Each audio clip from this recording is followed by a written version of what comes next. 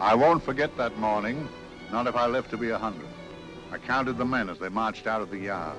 They'd hardly slept for weeks.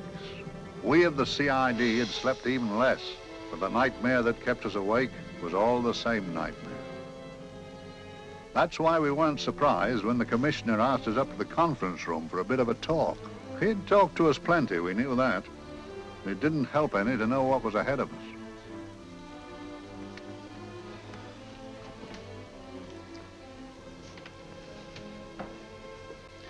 Must we have that window open, Gregson?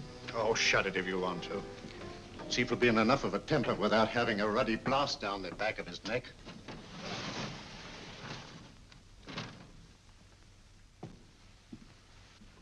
Gentlemen, the commissioner. Stuffy in here. Be seated, won't you? Gentlemen, if you wish to know what able men you are, read any of the works of popular fiction that glamorize your achievements, but don't, I beg of you, read the daily papers. They might give you an inferiority complex. I hate to mention it, but we're confronted with a series of the most atrocious murders since Jack the Ripper.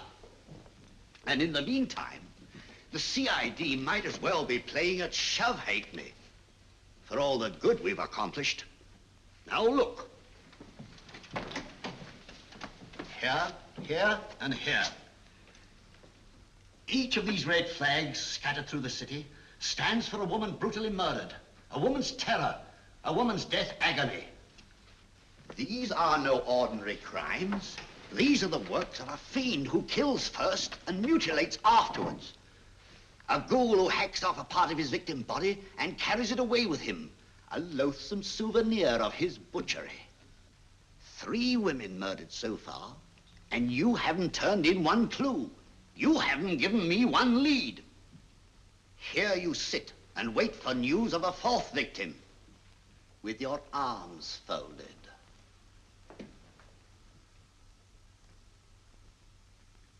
Well, we hadn't long to wait. It was down Lambeth Way where a young woman was hurrying home late last night. She saw something and stopped. It was a constable. He spoke to her and he walked along with her, just in case. He saw her go down the stairway to the basement lodging where she lived. We can only surmise what happened after that.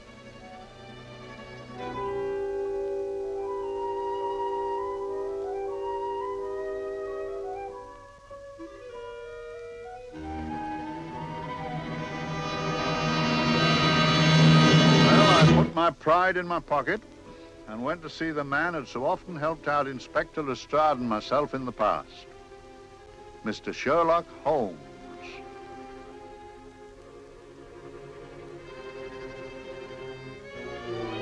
If ever a man needed help, I did.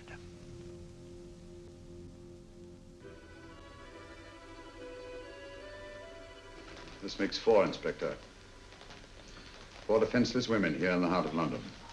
And everyone with the right forefinger hacked off. Not hacked, Inspector Gregson. Cleanly, expertly severed. The work of a skilled surgeon. That's our only clue. Much about the age of my sister's girl. Is there no way of stopping this, Mr. Holmes? Yes. There's a way, somehow. The fiend that did this. I promise. I promise. We've nothing to go on. That's the rotten part of it. We can't get far without knowing the motive. Well, at least we know what the motives were not. It wasn't robbery, nor passion, thanks be, nor yet vengeance. Because they all came of totally unrelated families. Steady, Inspector, steady. Sorry, Mr. Holmes. I don't turn a hair when it's a bloke that can look after himself. A little slip of a thing like that. Yes, it's horrible. Come on, let's get a drink.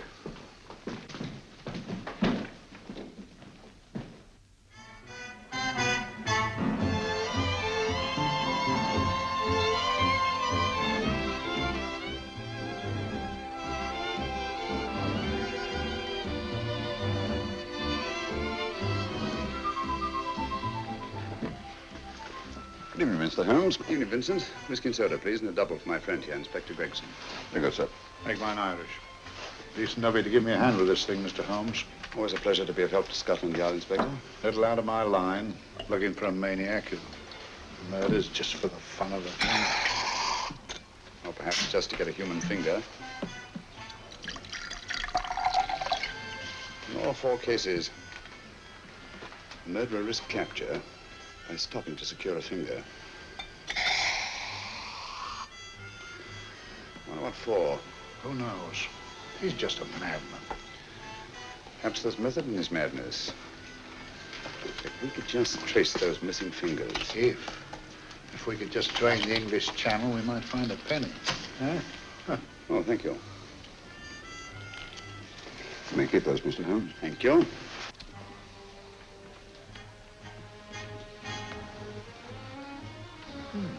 Sir George Fenwick, isn't it? Yes. Is that his daughter with him? Don't be so naive, Inspector.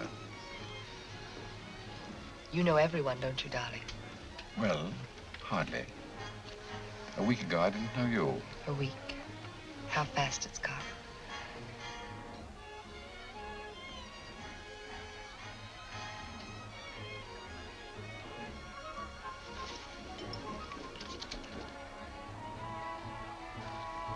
I collect these things. How very quaint of you. Shall we go? Yes.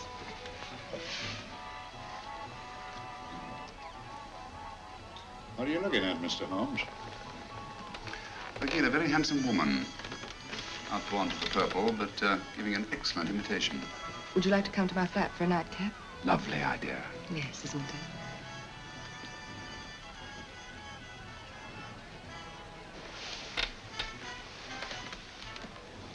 Wonder where she's taking Sir George Fenwick. Don't be so naive, Mr. Holmes.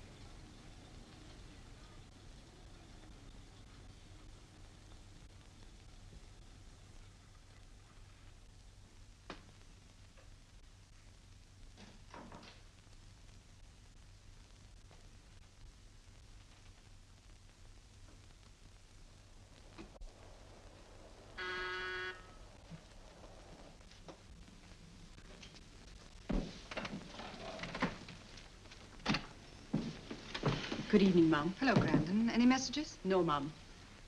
Thank you. Drinks, Grandon. One of your nice surprises. Yes, Mum. I say, you don't mean that, Grandon's a marvel, aren't you, Grandon? Yes, Mum. You wouldn't believe the things she can do. Ah, charming place. Delightful. Really? Do you think so? I'm so glad. Do sit down. Do you mind? Do I mind? What a question.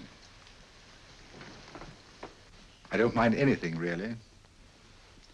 Except not being with you. Now, you really don't want me to believe that, do you? Not too seriously. Good. We're both quite grown up, aren't we? Quite.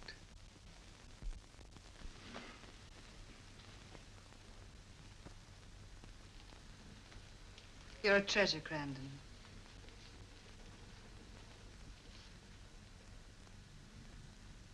And lower the lights a little as you leave.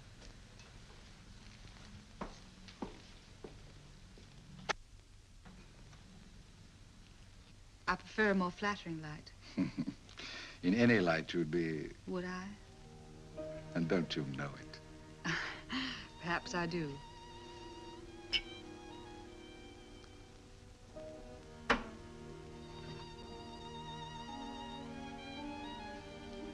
Oh, that priceless woman.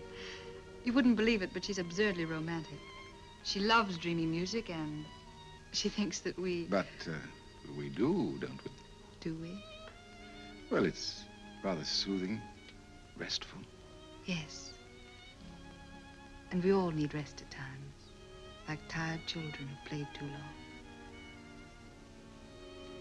You've played with wooden soldiers, I suppose. Funny. Hadn't thought of that for years. Toy boats were my special joy. Anything I could set afloat anywhere. Like this. And this. Toy boats sailing into the Never Never Land. The land of beautiful dreams. Look. Look, odd, isn't it, how the light is reflected? Little specks of light that move and move, like stars on a slowly moving stream. You know, Holmes, I'm very sensitive to atmosphere. No? Yes, I can tell by the feel of this room there's been a murder committed here. It may interest you to know, my dear fellow, it was the other side of that door at the foot of the stairs that the poor girl was murdered. If only I could find it. Find what? The one thing these unfortunate victims have in common that might give us a motive for these murders. There must be something. Another Jack the Ripper, if you ask me, a homicidal maniac. No, Watson. In the case of Jack the Ripper, there was one thing in common. His victims were all from one walk of life, living in the same section of the city. In this case, the murderer chooses his victims from all walks of life and from different sections of the city. No, my dear fellow, this is not the work of a homicidal maniac. It's something infinitely more sinister. You mean the creeps? What on earth are you talking about? Watson, I'm convinced that these murders are only incidental to some larger and more diabolical scheme. That may be, but why the severed fingers? The answer to that question, my dear fellow, is our only hope of solving these mysteries. Dear sister, I am so happy. I had such a lovely holiday at Brighton with you and Alf. And I'm looking forward to being with you again. Poor little thing. Sort of raises a lump in your throat. I can picture her sitting here happily writing this letter. And I'm not bit realizing that she's shortly going to her death. Hello? Gregson. Oh, there you are, Mr. Holmes. I've been looking for you everywhere. What's happened? Murder in Edgware Road, not half an hour ago. Woman? Yes. And the right forefinger cut off clean.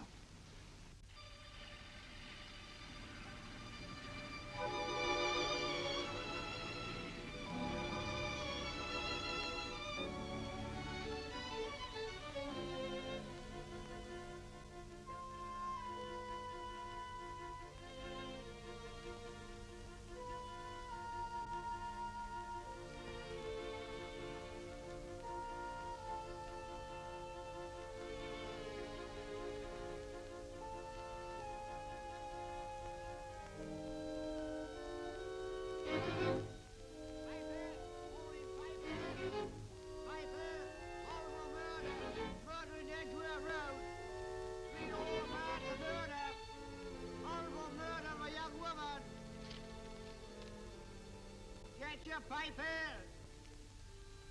Horrible murder, Piper! All about the murder! Morning, Piper! All about the murder! Piper! Horrible murder! Another young woman found murdered, Piper, sir! Horrible murder, Piper! Piper! Read all about it! Get your Piper! Murder in Edgware Road! Horrible finger murder. Shocking murder. Murder in Edgware Road. Horrible murder of a young woman. Read all about the murder.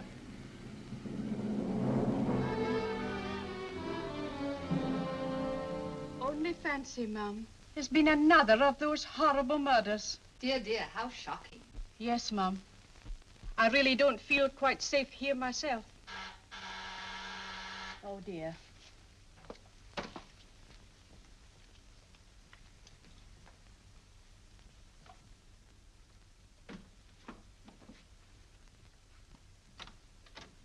Why, Sir George! I must see Miss Marlowe at once. I don't know if she... I must see her. Where is she? Lydia. Why, Sir George, what is it? What happened? I don't know. You'll have to help me. You've got to help me. But I don't understand. Listen, I woke up a few minutes ago in a cheap boarding house off Edgware Road. I don't know how I came there. I don't know when. The last thing I remember is being here with you. Calm yourself, Sir George. When did I leave here? Well, it was about It was 10:45, Mum. Precisely. You seemed, forgive me, just a little distressed. Detached, not interested. I thought I'd said something to offend you. I don't remember.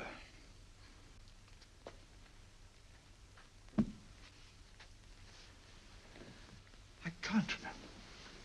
Tell me, has this happened to you before? Before? Well, there is such a thing as amnesia, you know.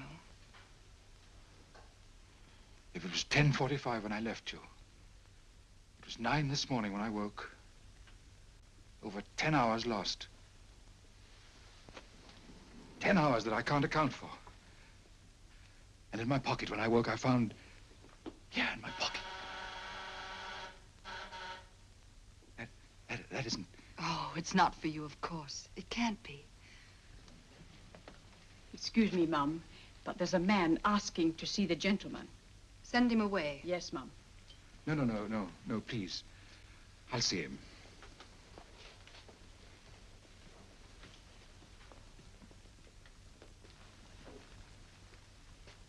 Well? Delightful room. Not much like the place you woke up in this morning. You followed me here? Yes. Are you a detective? Oh, no. Quite the contrary. Don't be afraid, Sir George. You know my name? Oh, yes. A very old and highly honored name. And being the bearer of such a name, and also a very wealthy man, I thought you might care to possess yourself of this trifle. Rather than let it fall into the hands of the police. It is yours, if I'm not mistaken. The initials, GF. Where did you get this? It came out of your pocket. I saw it fall, but you never noticed. You were very busy, bending over something with a knife. Then you put something in your pocket.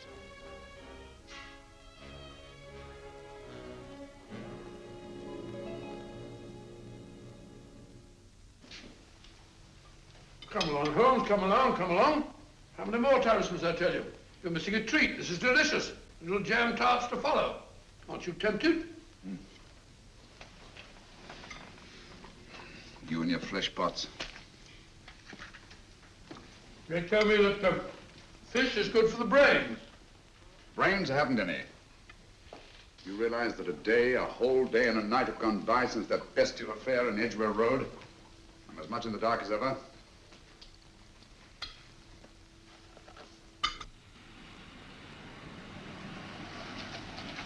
Hello, here comes a client, unless I'm very much mistaken.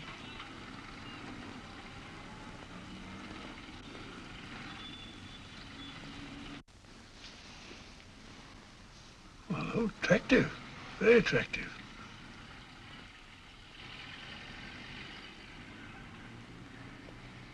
Obviously, she left home under the stress of some very great emotion. How do you know that? She isn't wearing any gloves. A startling omission in a young lady of fashion. No, she didn't put her coat on.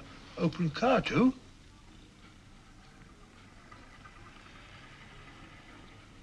Furthermore, there's something in that bag she wants to show me. What makes you say that? The bag doesn't match her dress, indicating it was picked for size rather than style, to accommodate some bulky object. You amaze me, Holmes. What do you mention, my dear fellow?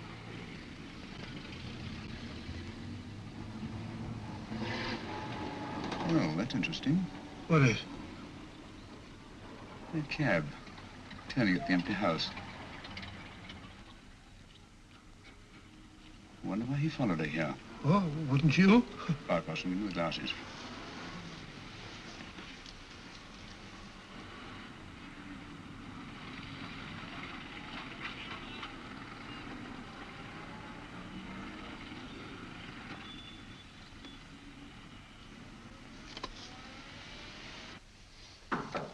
Well, we shall soon know. Yes, Mrs. Hudson? It's a young lady, sir. Most urgent. Ask her to come in. Go right in, miss. Mr. Holmes? Yes, this is my friend, Dr. Watson. How do you do? How do you do? Mr. Holmes, you must excuse me, please. Yes, well, won't you sit down? Come along. May I? It's quite all right. Thank you.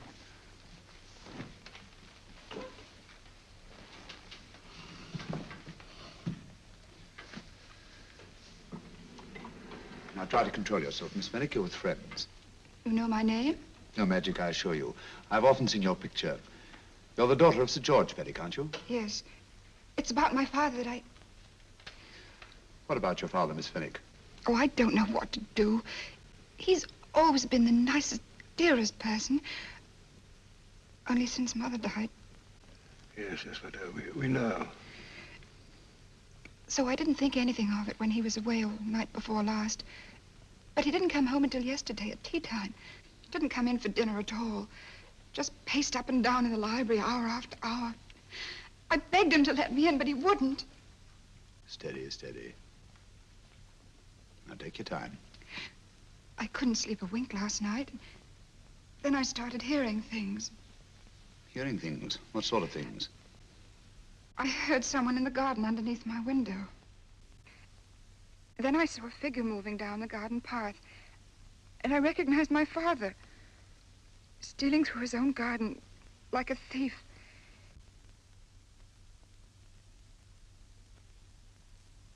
He had a spade in his hand. And he stopped by the greenhouse where he started to dig. This morning, at daybreak, I stole out into the garden and found this.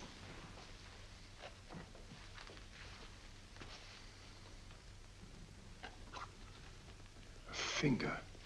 A human finger. Bring up Scotland Yard, will you, Watson? Ask them to get hold of Inspector Gregson and tell him to meet us at once at George Fenwick's house, Kingston.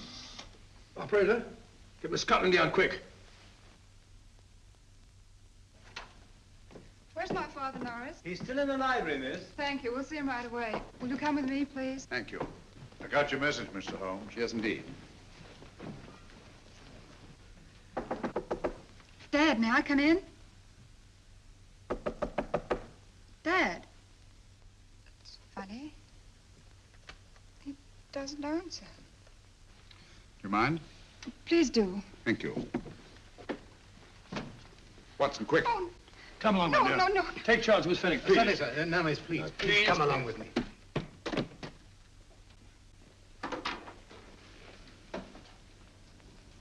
Dead? Yes. What do you make of it, Doctor? Shot in the back, between the second and third ribs. The bullet undoubtedly penetrated the heart. Look at the powder marks on his coat. I was afraid of this. What do you mean? Don't you remember the man in the cab who followed Miss Fenwick to Baker Street? Well, you don't think he had anything to do with it, do I you? think it's reasonable to assume that he tipped off someone that I'd been sent for. Sir George has obviously been murdered to keep him from telling me what he knew. What was the weapon used? Small caliber revolver, point blank range by the look of the wound. The murderer came in through those French windows. The mud from the garden he brought in on his boots. Sir George must have surprised the intruder. Passed the room to him here. What follows we can't tell. But from the location of the wound, I'd say that he turned his back for a moment, and as he turned, the muzzle of the revolver was placed between his ribs and one muffled shot fired.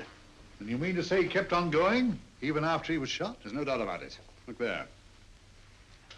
The trail of blood leads us back to the desk. Something Sir George was after. Something. I know. He was trying to summon help, poor chap. I don't think so, Watson. There's the bell pull by the fireplace. No, you'll notice from the trail of blood that Sir George made straight for this desk here. I wonder, there was something he was desperately anxious to get. Hello. His right hand's clenched. That's perfectly natural. Death agony. But the left hand lies open. Why only one hand clenched in the death agony? The right hand, the hand nearest the desk. Please note that. If Sir George took something off this desk, something so important that he spilled his last drop of blood to get it, I want to know what it is.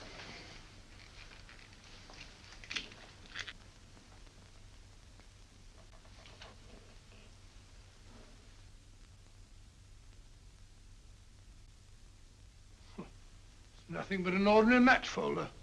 Where does that lead us? I imagine to something very important, Gregson. This match folder's from Pembroke House. Why shouldn't it be? He was there, you know. We saw him yesterday. Yes, but the effort he made after he was shot to get hold of this match folder. It's just possible he wanted someone to remember Pembroke House. He may have wished to recall it to someone who saw him there. Someone who, like ourselves, saw him with a woman.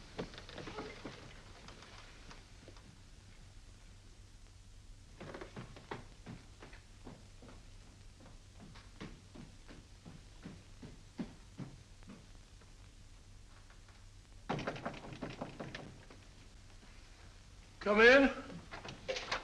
Oh, Dr. Watson, this came by hand for Mr. Holmes not 10 minutes ago. Thank you, Mrs. Hudson. That would be the report from Mr. George's bank. Report from Sir George. Oh, really? Don't you remember his daughter told us that he'd just closed his account? Had it looked into at once.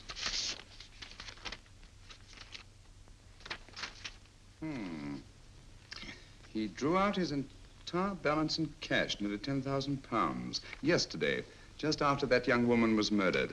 What does that suggest you, Watson? But he paid it out to someone. Precisely. I smell the faint, sweet odor of blackmail.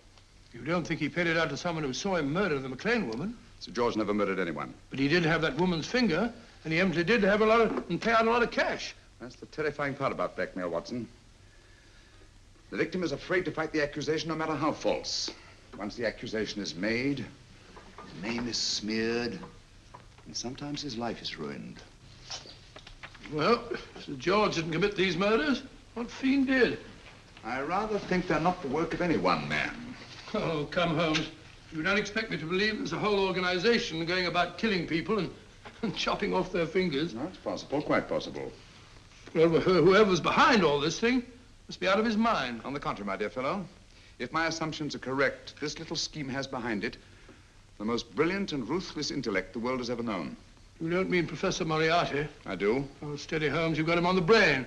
This is the third time in as many months you've suspected him of unsolved crimes. He's dead, you know. Is he? Is he? You know he is.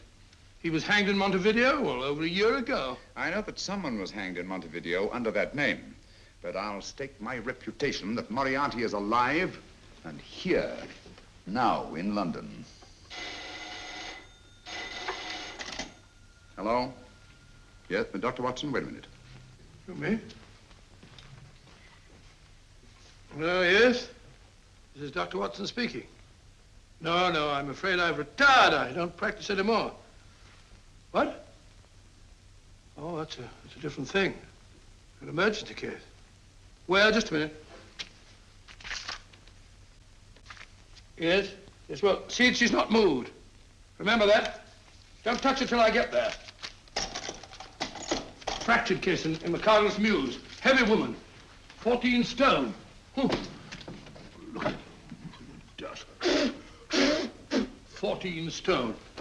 Just the sort of person who would hoist herself up on a stool to feed the canary. There ought to be a law against fat people keeping little dicky birds. Well,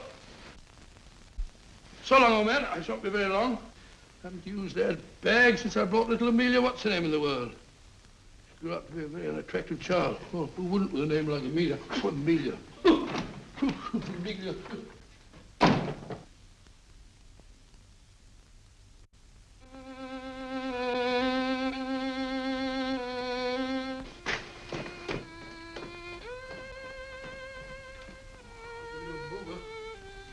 People are so stupid about accidents.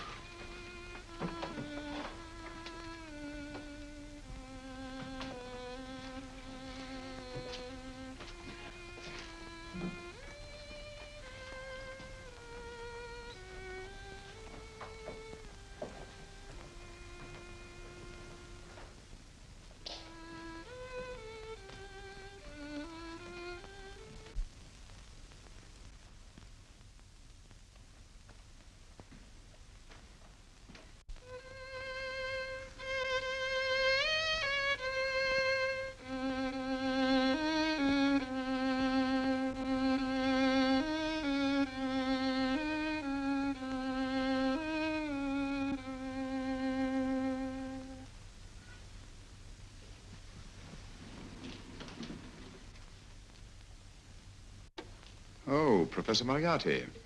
Not that I wish to appear inquisitive, but to what am I indebted for the pleasure of this visit?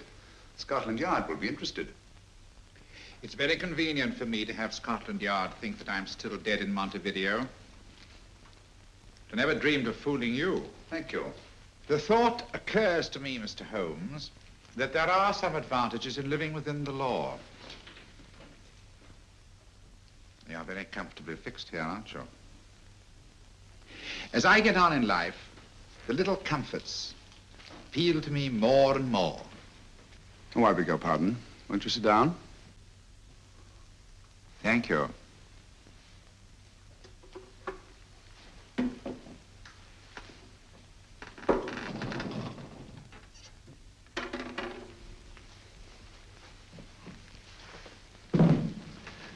And now, Professor Moriarty, what can I do for you? Everything that I have to say to you has already crossed your mind.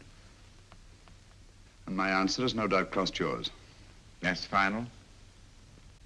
What do you think? I shall not rest until you are hanged for the finger murders. You've no proof, you know. No, not a shred. But I have you. I could turn you over to the police here and now. You could. But if you did, you'd never see Dr. Watson again. Oh, the telephone call. Quite. I rather assumed you had taken some such precaution. Or I should have snatched up a revolver and indulged in a fit of heroics when you came in. Very smart, aren't you? Not smart enough. Or I should have anticipated you. But if any harm comes to Dr. Watson, I shall seek you out. I shall not rest until I find you, and when I do... No harm will come to Dr. Watson this time. But I can't answer for the future. Mr. Holmes, I should strongly advise you to drop this case. Don't be silly. Think it over. We've had many encounters in the past. You hope to place me on the gallows. I tell you, I shall never stand up on the gallows. But if you are instrumental in any way in bringing about my destruction, you will not be alive to enjoy your satisfaction. And we shall walk together through the gates of eternity, hand in hand. What a charming picture that would make. Yes, wouldn't it? You know, I really think it might be worth it.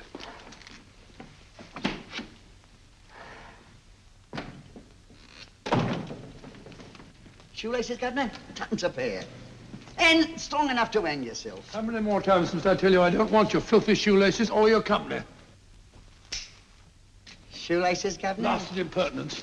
Run along, my good man, or I'll give you in charge. Shoelaces, Governor? Shoelaces, Governor?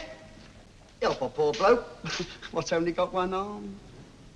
Any luck with Mr. Holmes? You can read his obituary in tomorrow's papers.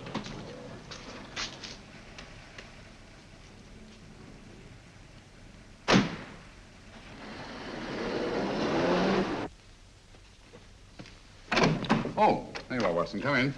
I was, just going out to look for you. Look for me what for? Suppose you don't think I know my way about. Well, you're right, I don't.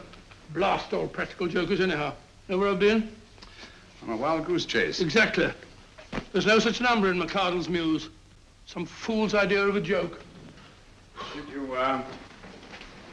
Did you see anyone? No, nobody especially. Only a whining old idiot selling bootlaces. Persistent beggar, wasn't he? Stuck to you like grim death. Huh? How do you know? And finally left you for someone who looked like Bella Pickings. Someone, my dear Watson, was Professor Moriarty himself. What? He's just called on me. Moriarty here and you let him go? But you must be out of your mind. Why? Well, he bluffed me into believing that he was holding a friend of mine as hostage. Friend of yours who? Oh, nobody very important, just a fat, lazy fellow. Medical man, I believe. Medical man? Do I know him? Yes, I think you do. A fellow by the name of Watson. Watson, never heard. Who, me? I'm afraid so, old fellow.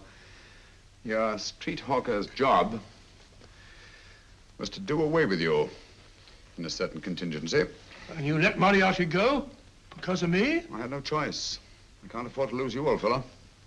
Well, it's very decent of the old chap, I must say, but... I wish you'd nabbed him. We shall, never fear. I know the motive for the finger murders. All I have to find out now is the method used with the blackmail victims. Method? Yes. How does Moriarty get them to the scene of the crime? How does he plant those severed fingers on them? And how does he scare them into believing that they may have committed those atrocious murders themselves? Curious.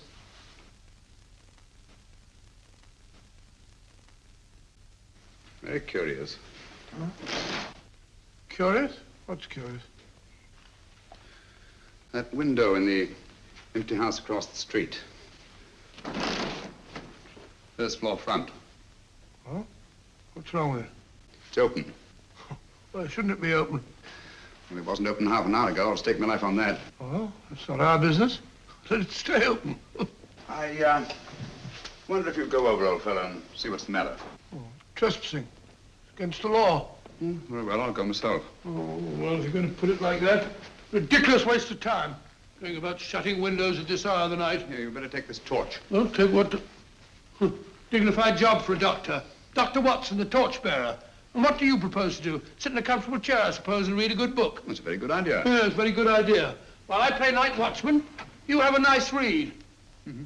Good night. Have a good time. Have a good time? What do you mean, have a good time?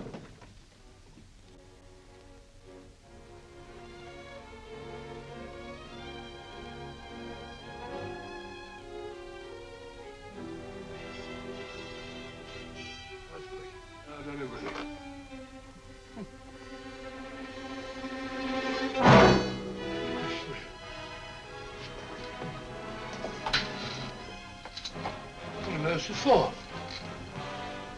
Oh, umbrella stand. Pretty little thing to keep about the house. Must have been a pet.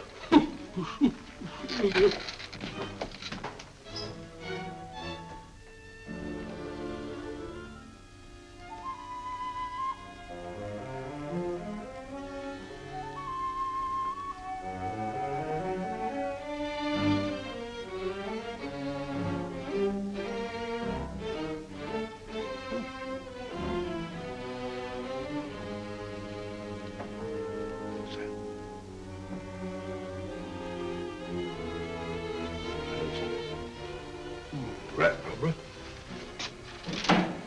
This was oh.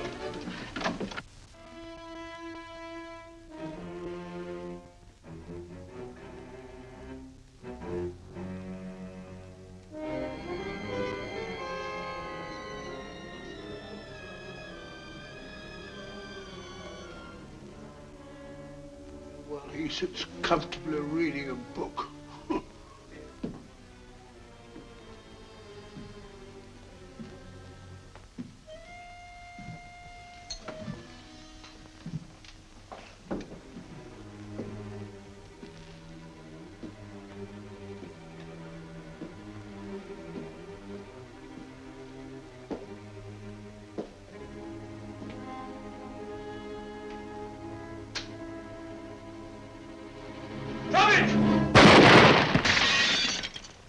He killed Holmes! He killed Sherlock! Watson. You? But I saw him shoot you a second ago. Not me, my dear fellow. Merely the bust of Julius Caesar. Incidentally, you may have noticed that all through the ages, prominent men have prominent noses.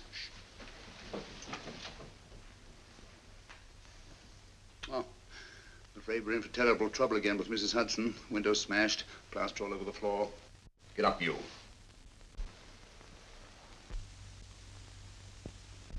Corporal Williams, Middlesex Regiment. Discharged from the army as physically unfit. Huh. Papers seem in order.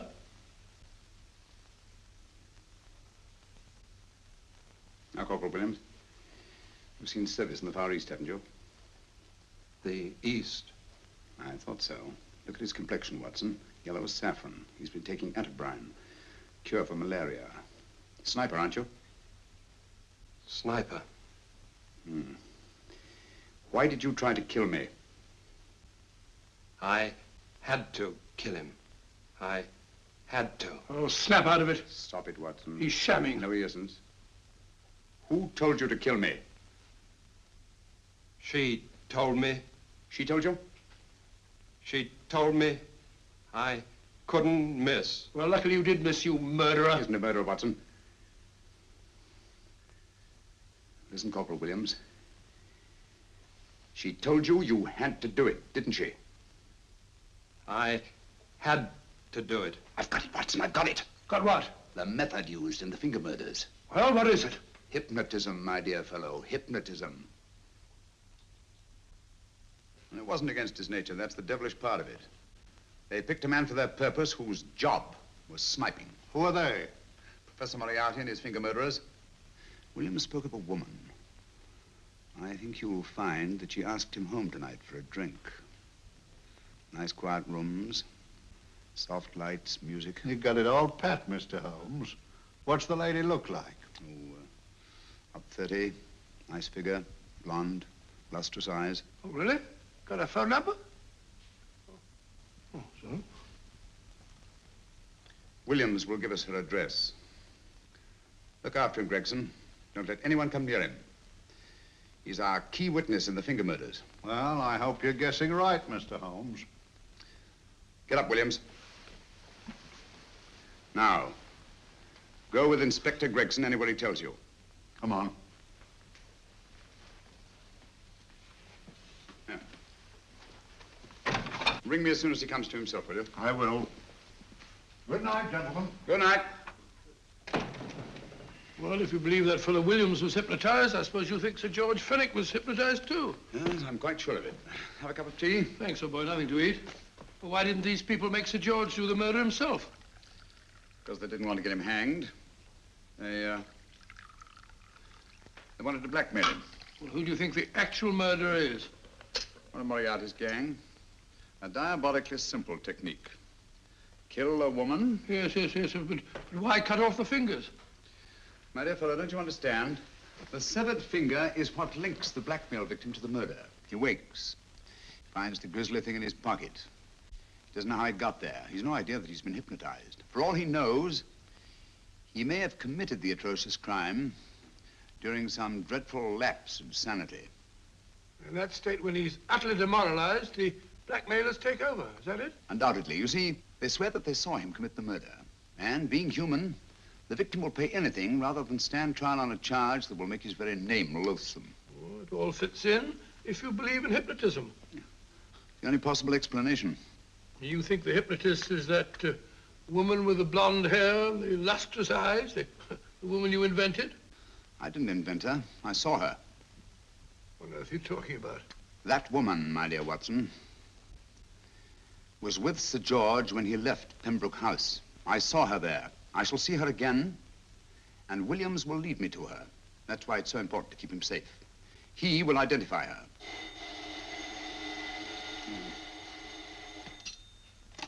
Hello? Yes? Inspector Gregson? What? Well, get every constable in the district. Yes, I'll be over at once. What's happened, Holmes? Williams is missing. Great Scott! Come on.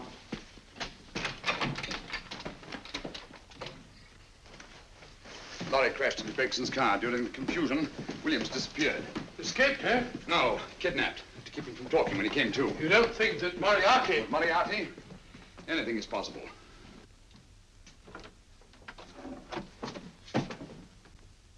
Williams!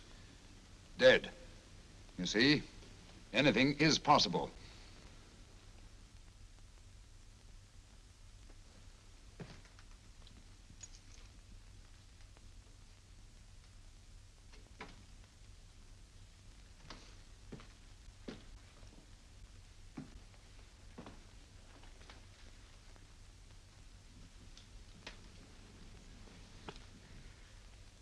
Oh, good morning, Professor Moriarty. You startled me. I'm dressing another dolly, a dear little nurse. Is there anything wrong with your finger? Just a splinter. Nasty thing, splinters. Most trying. One can't be too careful, but I'll get it out for you. I have the very instrument to help you. Sharp enough to split a hair. Put those tools away until they're needed. But they're not tools, sir. They're instruments. Put them away. Is Lydia in? Yes. But really, you should let me. Get dressed. Holmes and Watson just left Baker Street for the Mesmer Club. Mesmer Club? The meeting place of all the top hypnotists in London. Do you suppose that Mr. Holmes is onto our method? If he suspects, it's merely a suspicion. It's our business to see that it ends there. I hope you're right. Williams passed away before he could talk, remember? What do you want me to do? Go to the Mesmer Club, meet Holmes, and induce him to come back here. Isn't that a bit dangerous? Every meeting with Sherlock Holmes is potentially dangerous. However, you say he didn't see your face at Pembroke House. And how would you suggest I get Mr. Holmes to accompany me here? Kidnap him? Oh, no. Holmes has one weakness, his insatiable curiosity. If you can arouse that, you can lead him anywhere. It's up to you to take advantage of any opportunity that may arise. This way, please, gentlemen. I'll tell Dr. Onslow that you're here. Thank you. And this is the Mesmer Club. If you ask me, hypnotism is a lot of mumbo-jumbo. Oh, come now, Watson. As a medical man, you must admit that hypnotism has its place in modern science. That may be, but 90% of hypnotists are crooks of the worst kind. Nothing more than a lot of charlatans exploiting weak-willed morons. Ah, Dr. Onslow, I believe. Happy to meet you, Mr. Holmes. Your brother Mycroft suggested I might be of help to you. He's a valued member of our little group of charlatans and crooks. Oh, beg your pardon, sir. I didn't know you were listening. Behind the curtain. My friend, Dr. Watson. Oh, delighted. How do you do? I wonder now. You see, we're in the midst of a little experimental session at this very moment. If you'd care to join us. Oh, certainly, certainly. That'd be very instructive. Oh, well, will you follow me? Thank you. Why should I know somewhere behind the blasted curtain? In treating his patients. But today, the therapeutic value of hypnotism, as we now call it, is conceded by innumerable physicians. Especially is it of value in surgical cases where the administration of local or of general anesthetic is inadvisable. Inadvisable poppycock. Oh, sorry. For the sake of latecomers, I may say that I have placed this subject under profound hypnosis. In this condition, he can feel no pain, even under applications which normally would be excruciating. Excruciating? You excuse me, please. Carter, you are having a peaceful sleep. You feel nothing. Your arms and your hands are without sensation. Mowbray, the long needle.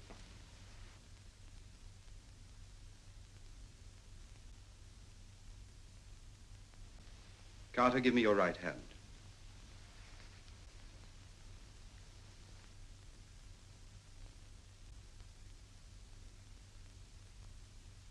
As you observe, the needle has been thrust completely through the subject's hand. No feeling, no pain. This lack of feeling is the one infallible test of profound hypnosis. Nonsense. Fellow's full of drugs. Oh, isn't he? Definitely not, Doctor. Wake up, Carter, wake up. You feel well and rested, remember. No pain anywhere. Wake up, wake up.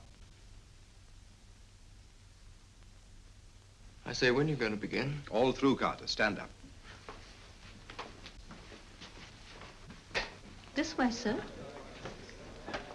And, are these all the people that come here?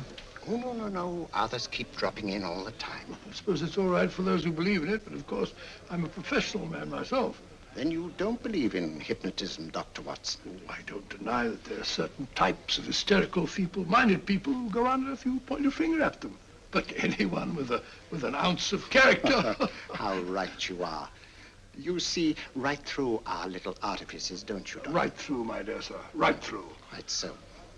But with the feeble-minded, as you say... excuse us, Mr. Holmes. Certainly. Step over here, won't you? Certainly, sir. Anything to oblige. Let me show you how easily we charlatans take advantage of them. Now, sit down, Doctor. Now, we set a thing like this in motion. It's wonderful, the attraction on the feeble-minded, of course. The continuous motion, if they just let themselves follow it. Of course, you could stare at it till doomsday, Dr. Watson, with no effect at all. Still, it might make you a little drowsy, like the white ribbon of road at night when you're driving. The rhythm is smooth, unbroken, and the road goes on and on, round and round, always the same, winding and winding. And you're drowsy, you're tired. Let the road come into you, as it were. The long road, the smooth road, the road to sleep. Sleep.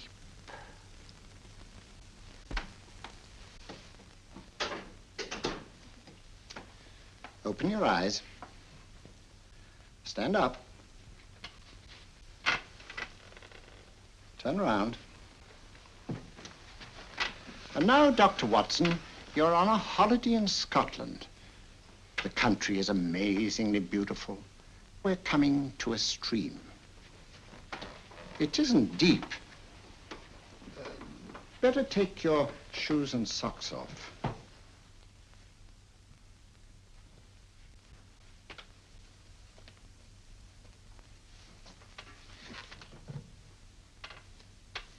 Roll up your trouser.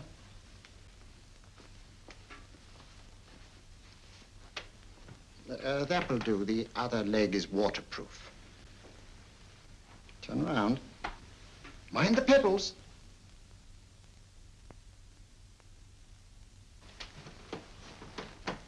Sit down.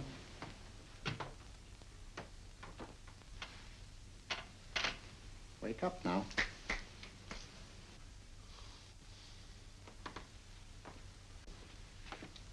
I see. What I tell you, it didn't work with me. Why, nobody with an ounce of character.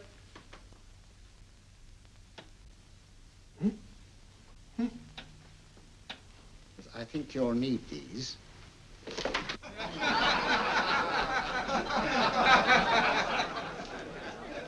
Nothing to laugh at. Watson, she's here. Oh, the woman you're looking for? Yes, I'm going to meet her. Perhaps I can induce her to take me to Moriarty. Do you think it's wise, Holmes? May not be wise, but it's essential. After all, I've held me on with Moriarty in the past. But isn't it dangerous? She might be a hypnotist. If my will isn't stronger than hers, I deserve to be hypnotized. Shh. I feel I must protest, Dr. Onslow. I was told this was a gathering of serious students of a great science, and I find myself in a company of buffoons. Oh, my dear madam. Elliots and Esdale Braid. Were those men martyrs for the truth, that you may laugh over your childish, cruel tricks? I must say I'm in complete agreement with you, madam. This was most unnecessary performance, Dr. Onslow. Beg your pardon, sir. My name is Holmes, Sherlock Holmes. At your service, madam. Thank you, Mr. Holmes. I'm afraid I've created a rather embarrassing situation. But you see, I'm interested in the serious study of hypnotism. So am I, too. Perhaps we have something in common, Mr. Holmes. Perhaps we have. Would you join me for a cocktail at Pembroke House? I should be delighted. Good.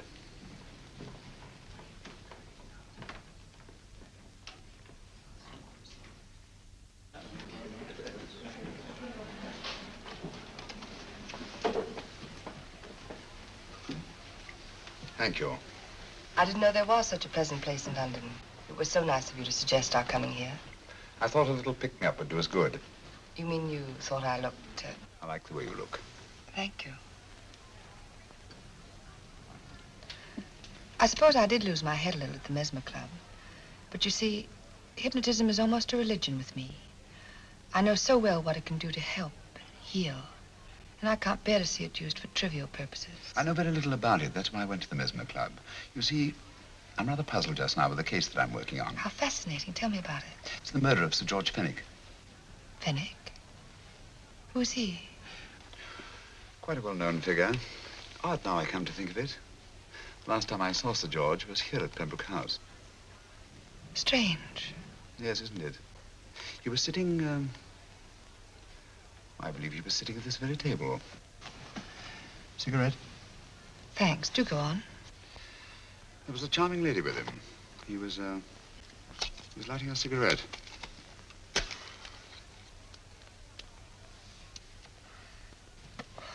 Charming. Did you see her face? No worse luck. Merely her back. How unenterprising of you. Yes, wasn't it? Afraid I'm getting a little older. I shouldn't say so. That's nice of you. Still, the first time in my life, I've got hold of a case that's beyond me. I'm actually losing sleep over it. You know, Mr. Holmes, I believe I could help you. Really? I should be very grateful. You're amused. Oh, merely skeptical. How would you go about it? I've used hypnotism more than once in healing. Not for profit. I'm not a professional. But I do think I could help you. If you'd care to... I can't think of a pleasanter experience.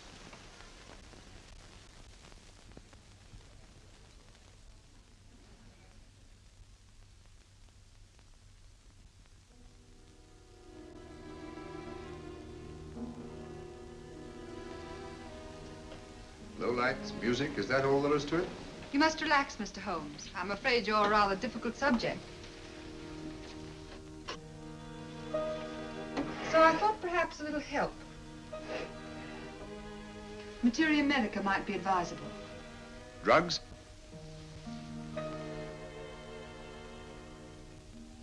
No, I'd rather not, if you don't mind. As a matter of fact, I'd rather not myself. But Schrenk-Notzing, he practiced in Munich, you know. Believed it the best means for difficult subjects. Do you mind? Well, as a matter of fact, I don't approve of sedatives. Just as you wish. We don't have to go on with this at all, you know. Wait a minute.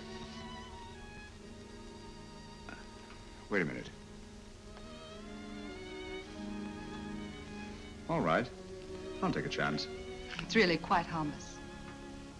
What is it? Cannabis japonica, an oriental soporific. You'll need water.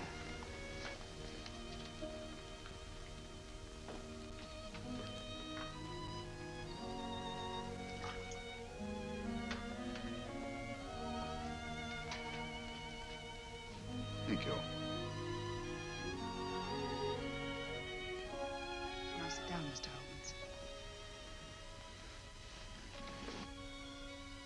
Holmes. You'll feel yourself growing drowsy. Don't fight it. Give in to it. Because you do want to sleep, you know. Just fix your eyes on this one white flower floating on the water. Empty your mind of every other thought. Follow the motion of the water. So smooth, not a ripple. Waters of forgetfulness. Steady, deep, strong. Strange, isn't it? How the light is reflected. Little specks of light that move and move.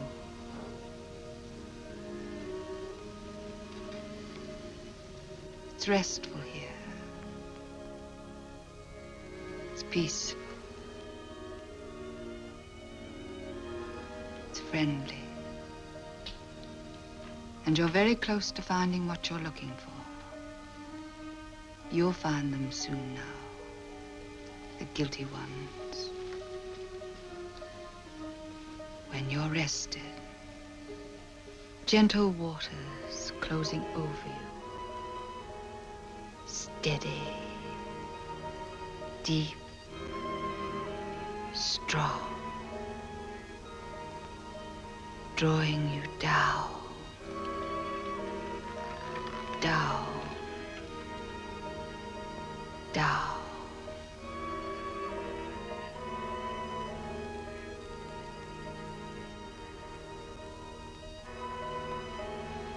Sleep. Sleep. Sleep.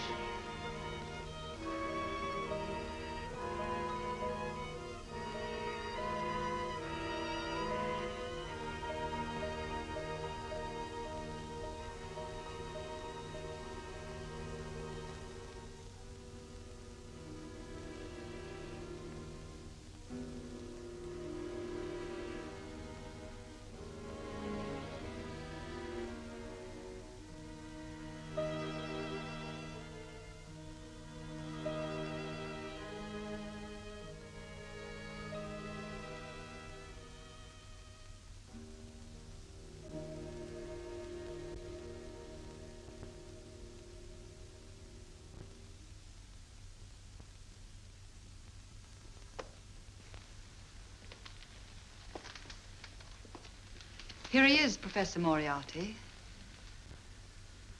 Stand up, Mr. Holmes.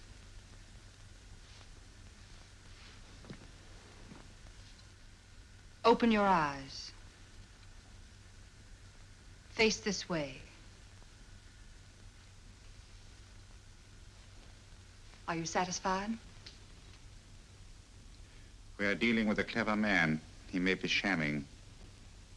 There's just one infallible test for profound hypnosis. You ready, Dr. Simnel?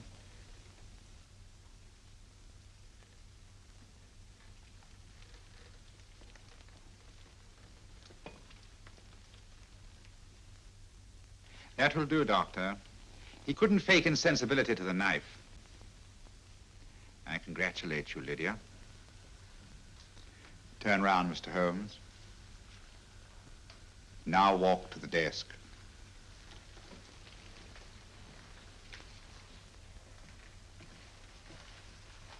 Sit down. Take that pen and write what I tell you to write. I have at last found a case which I cannot solve.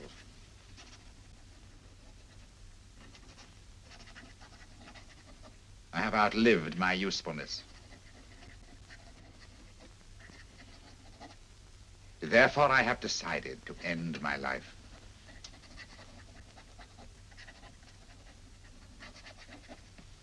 Sign your name. Now blot it.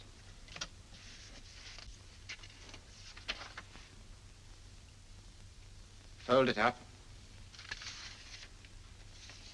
and put it in your pocket. Come, Mr. Sherlock Holmes. Go out onto the terrace. But it won't look like suicide, sir. I'm sorry, but Mr. Holmes' injuries must all be self-inflicted. Let's walk a little, Mr. Holmes. It's so pleasant here in the garden. Just step up here onto the terrace. It's a nice, broad terrace. Now turn to the left and walk slowly to the end of the terrace.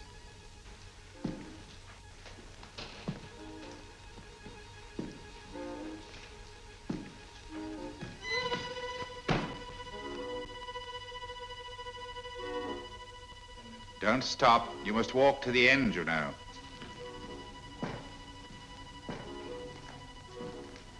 The end leads to an open doorway. You can pass through it in perfect safety. In the room beyond the doorway, you'll find what you've been looking for. Must you drag this on? This is the moment I've been anticipating for a long time, my dear. Go on, Mr. Holmes.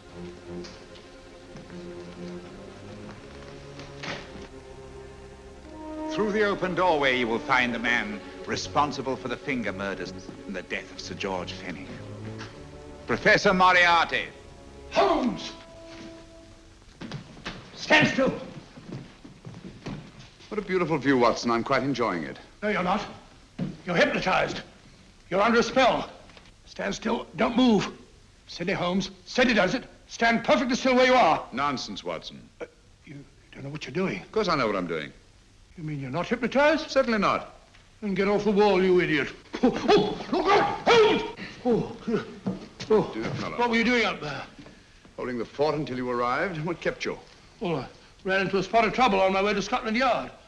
I was arrested for exceeding the speed limit. Your luck seems to hold, Mr. Holmes.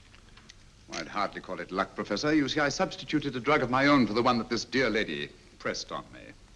You are clever, aren't you? A drug that, although it leaves the subject conscious, renders him quite insensitive to pain. That accounted for my lack of reaction to Dr. Simnel's knife. Well, Gregson, quite an impressive haul. Even Inspector Lestrade himself couldn't have done any better. Thanks, Mr. Holmes. Take him away.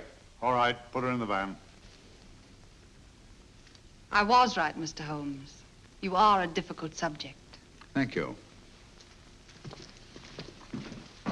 And now, Professor, our score is settled. Au revoir until I see you on the gallows. The rope has not been made that'll go around my neck. Come on.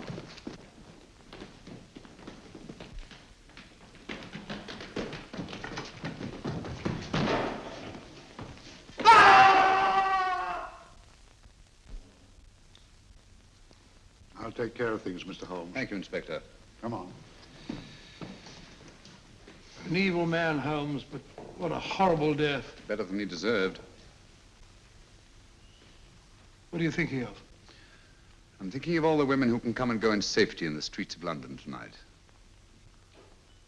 The stars keep watching their heavens. And in our own little way, we too, old friend, are privileged to watch over our city.